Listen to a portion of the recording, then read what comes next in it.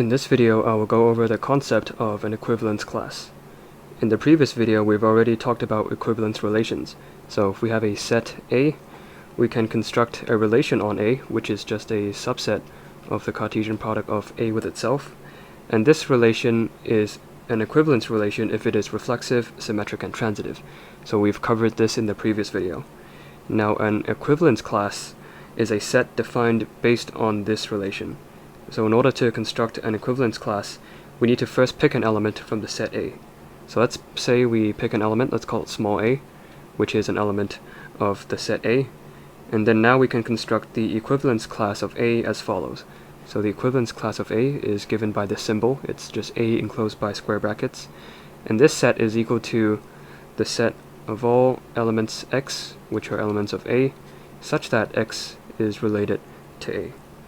And so this is what an equivalence class is. So the equivalence class of small a is the set of all elements in A which are related to small a by the equivalence relation R. And so this is what an equivalence class is.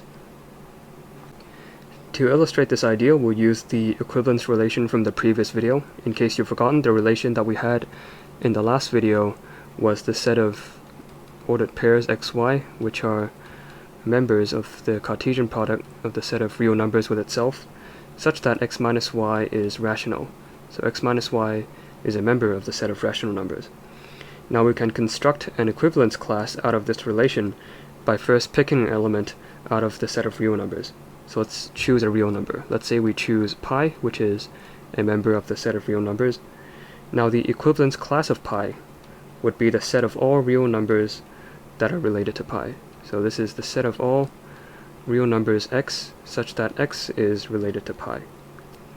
And recall that for this relation, a number is related to pi if the difference between it and pi is rational. And so the equivalence class of pi, you can imagine, would be populated by elements such as pi itself, pi plus 1, pi minus 1/2, pi plus 3/2, and so on. And you can see that for all of these numbers, if you take the difference between each of these numbers with pi, you can see you will get a rational number, and which is why these numbers are in this set. And so hopefully this explicit example can give you a bit of an idea of what an equivalence class is.